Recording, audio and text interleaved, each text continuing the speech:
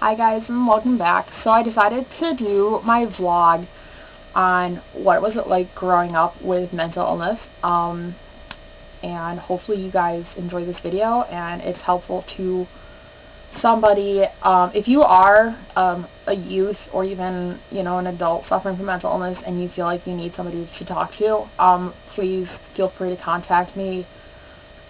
Depending on how many people are trying to contact me, I might consider actually putting my personal email address in the description bar, if I feel like that would be something that could help somebody, because honestly, growing up, I didn't have a whole lot of support with my mental illnesses, and I know that could have helped me, so I want to be there for other people.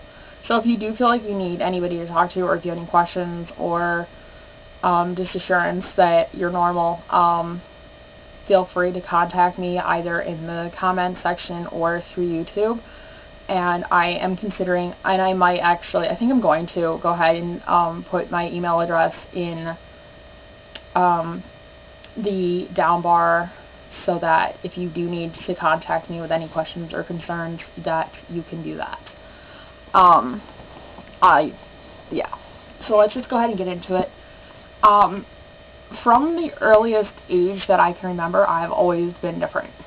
I was the child who, when even in preschool, and somebody tried to get me to do something that I didn't necessarily want to do, I would fight it. I kind of always, marched to the beat of my own drum, so to speak, and my parents, or my mom, told me, as a teenager at the time, when she told me, when I was in elementary school, I went to a Catholic preschool, just because it was like one of the better preschools in the area at the time, and I insulted a nun, or I called the nun like stupid or something, to the point where they weren't really sure they wanted me to be in their school, and I mean, there were definitely times where I would do things as I wanted to. I mean, if I didn't want to do something right that second, it was kind of difficult for me to actually, force myself to do it. The idea of forcing myself to do anything as a child, was completely foreign to me. I was what can best be described as an emotional child in elementary school. I was the child that things upset me more than they should have. Things upset me more than, an average child would have been upset by. And I always had, I always felt closer to adults growing up than I did children. I didn't ever get along with kids growing up. I was overweight when I was in elementary school, and I think that made it harder. And then I did suffer from mental illness even in elementary school as a small child, and I think that made it harder too, because when you're different, people are going to make fun of you. And I don't know why that's like that. I think people make fun of what they don't understand. And I know that sounds really cliched, but I really do believe it's true, because I know growing up, I got made fun of for things, and then once people understood why I was the way I was, they would usually stop. I'm not saying, tell everybody everything about you, but, I mean, there are people who, they'd make fun of you and then, be told by somebody else, any of it, and they'd be like, oh, okay, well, whatever. And, I'm not going to say that's going to work all the time or every single time, but it did work for me sometimes, just to know the truth. I was lucky in that I went to a high school that was zero tolerance for bullying, which I'm not going to say it was 100% successful, because I think I still bullied some in high school, but not that bad. And but mainly I just wanted to take this time in this video to talk about, how mental illness affected me in elementary school, as a small child, just because, my school, I think, recognized there was something wrong with me or different about me before my parents did. My parents, the relationship I had with my parents growing up wasn't necessarily the greatest, and I never got along with my dad. My dad is an angry drunk, for lack of a better phrase. My dad was abusive towards me and my little brother, and he was, verbally and emotionally abusive to my mother as well. And my mother has always been kind of like a tender-hearted person, and she's a pushover.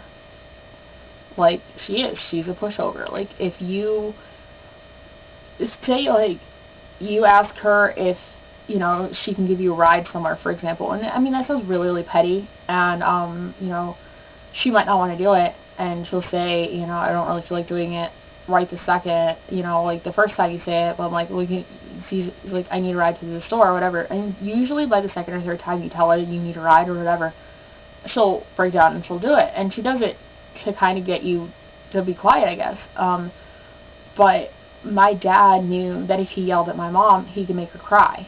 He could make her just submit to whatever he wanted her to do. And my dad was an extremely abusive person to me and my brother as a child, like as children growing up. And here I was, and I had mental health issues. So I mean, I think that it made my dad target me even more than he might have if I was a normal kid. But at the same time, I kind of wonder if, like, any of my mental health issues are caused because of my dad. And I honestly do think that my anxiety might have been caused by it, and possibly even the depression some. I don't know. I also have hearing loss. And, I mean, there's times growing up where, my dad would be in the other room and he would say something, and I honestly legitimately didn't hear him, and he'd get angry because he thought I was ignoring him. He kept on telling my mom that I didn't have hearing loss, I just had selective hearing, and that was kind of hard, because I think, like, the biggest bully that I ever faced in my life was my own father. And that was just, like, a really unfortunate part of my childhood. I mean, I can't change that now, but I started school when I was, I started school when I was 5. Well, started kindergarten, I think about 4. So I turned 5 during the year, because my birthday's in January. I started kindergarten, I believe, at 4 or 5, it doesn't matter. But I got through kindergarten, first grade, and second grade, and my school tried labeling me, even in those grades, as there's something wrong. They, I think, finally labeled me as, just, like, overly emotional, or, like, emotional problems. I think it was emotional problems or something like that. Or overly sensitive or something like that. And they didn't know what to label me as, initially, but they knew something was wrong. And, so I had to file, like, a record that said that I had emotional problems, and I, was sent to see the school counselor, even in elementary school, even in first and second grade. When I was in 3rd grade, I lost a close friend of mine. She died of cancer, and it was very sudden. And of course, I was brokenhearted by that, and it caused more anxiety and depression within me at that point, or that's what is felt. And shortly after she died, I was sent, the school ordered my parents to take me to see a psychiatrist, because they said, there's something going on, there's something wrong with her, there's something wrong, there's something going on with her, and you need to figure out what it is. Because the school honestly felt like they can't teach a child if they don't know what's wrong with the child, or if they don't know how to address what's going on in the child's life or whatever. So I got sent to a psychiatrist when I was 8 years old in 3rd grade, and I saw her for a little under a year. I don't remember her name anymore, but she would make me, like, draw pictures and, like, play and try to figure out, like, what was going on then. And then I finally was, we were talking, like, we talked for a while, and she ended up diagnosing me as, she basically stated to my parents and to myself that if I were an older child or an adult, that I would have been labeled, medicated, or or treated for clinical depression and social anxiety, and that is what she felt I had. I'm 29 now. When I was 8 years old, it wasn't popular, really, or I guess it's acceptable at that time to medicate small children. They didn't know what effect, depression and anxiety meds would do or have on me, as a child. So they did not put me on medication at that point. And honestly, if they had, I think that I probably would have been medicated from the age of 8 until I was an adult or longer. But I did not get put on medication because that woman did not feel that children should be on medication, which I understand that. I know there's people still even today who don't believe children should be on medication. I'm actually one of them. I don't think that you should medicate children. But I mean, there are times where there's some disorders that I would say medication probably would do less harm than good. It would probably do more harm than good. Or more good than harm, I guess. I can't figure out how I'm trying to say that. I'm sorry. But I was not medicated, and I saw her for a little under a year, and I'm the one who actually decided to stop going. I knew that my parents didn't like bringing me, and I didn't like the fact that she labeled me. And I know that her labels were true, but at the time I didn't want to accept that there was something wrong or different with me. As an 8-year-old, you don't want to hear that there's something wrong with you. So I stopped seeing her. I did continue seeing the school psychiatrist for the rest of elementary school, and middle school, and high school. So I was seeing somebody, but no one that really could have put me on medication. I had times in school where if I got frustrated or I got overly anxious, I would shut down. And I do that even some today as an adult. But because of that, they started putting me in a resource in, I think, 4th or 5th grade, so that I would spend I think an hour a day in a special room where I could basically be myself with a teacher and learn lessons I wasn't quite getting, or have one-on-one attention with them, or I just had time to work on work because I wouldn't do it otherwise. And for me, I was put in special ed in 7th grade, and I was there for 7th and 8th grade. So I was put in there for my anxiety. My anxiety kind of spiked when I was in 6th grade, and basically my uncle committed suicide when I was 12 in 6th grade, and my anxiety, I think, went up some when he died. But I think it's also, you're changing. You're a 12-year-old, you're going through puberty, your hormones are changing, and everything's changing. And I think it just kind of threw everything out of whack. And I had really bad anxiety. Everything would make me upset. So I couldn't deal with large groups of people. It made my social anxiety flare up, and just anxiety in general flare up, and everything kind of tense up and everything. And my school decided to not only put me in special ed, but they transferred me to a different school. The middle school I was in originally for 6th grade did not have a special ed program, so they sent me to another middle school in the district, and I went to that school to attend the special ed program. But it was funny because I took honors English, and I was in special ed, which kind of was funny to me. But they put me in special ed for those 2 years, and then I was in mainstream classes again for all of high school. But I stopped taking math in 8th grade because math caused a lot of anxiety for me. I don't know what it was. It just, numbers don't make sense to me. They just don't. I don't understand numbers. I don't understand I don't know. I just don't like math. I hate numbers. So there was that, and so yeah, it was definitely I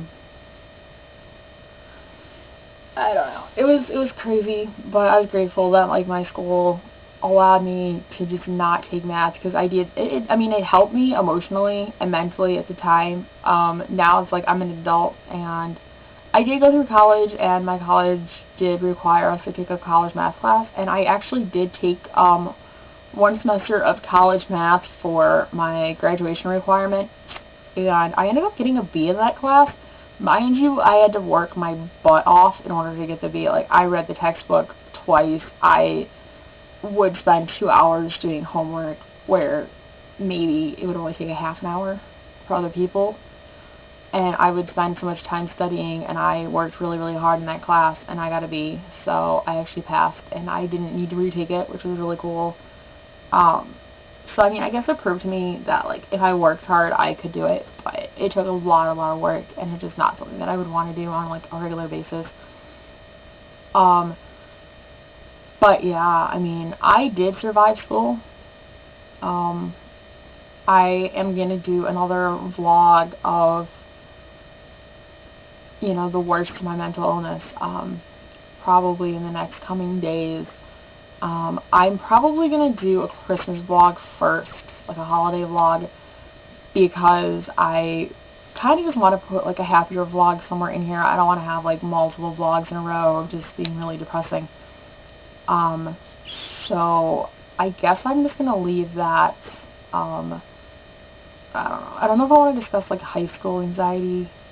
I guess I'll go ahead and actually, yeah, I'm going to go ahead and do that now because I don't really feel like making like 900 videos of mental illnesses.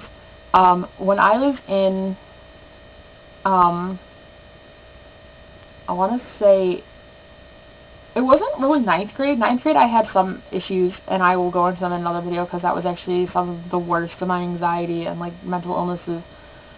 But my anxiety itself, I think, got pretty bad when I was in 10th grade and when I was in high school, so 10th, 11th, 12th grade. I had times where it's like I didn't want to be in class because I couldn't stand the idea of being around 20 some odd people or 30 people, and so I wouldn't go. Or I would go and I would take a nap, or I would draw, or I would write, or I would do anything that wasn't actually classwork. Just because I would do the things that would make me feel like calm, you know, more comfortable. And I ended up still doing really well in school. I was one of those people that I have always been a reader. I read anything and everything. So I would get my textbooks at the beginning of the school year, and I would read them.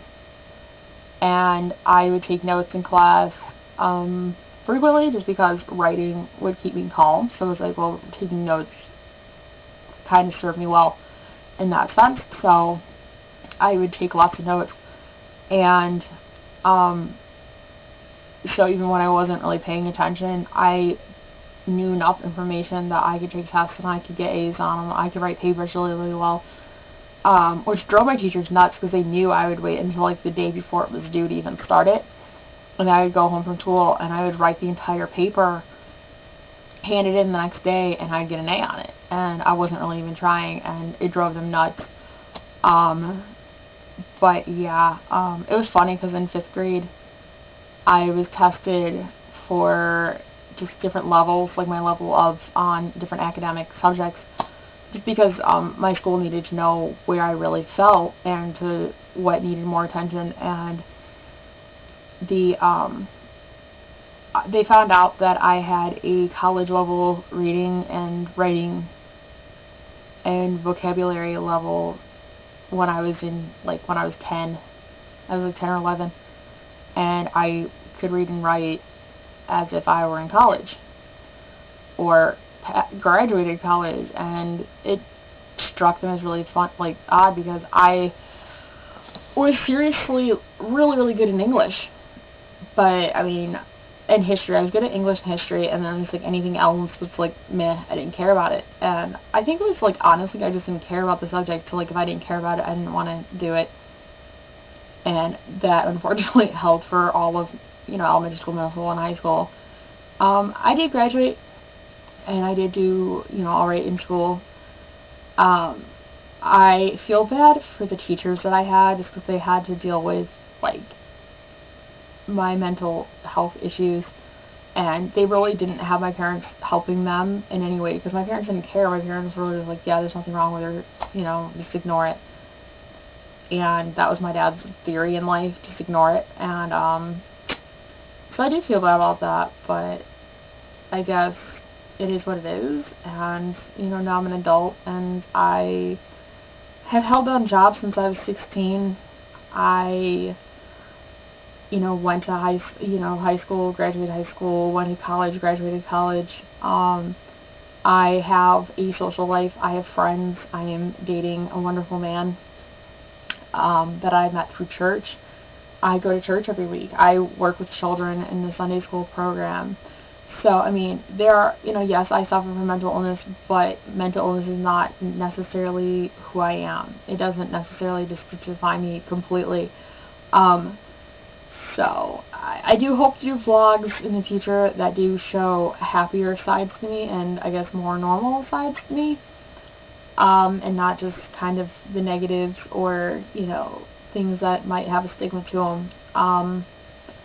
But for now, I guess this vlog's going to be over because I think this is going to be a really long video, so I'm kind of sorry if this is long.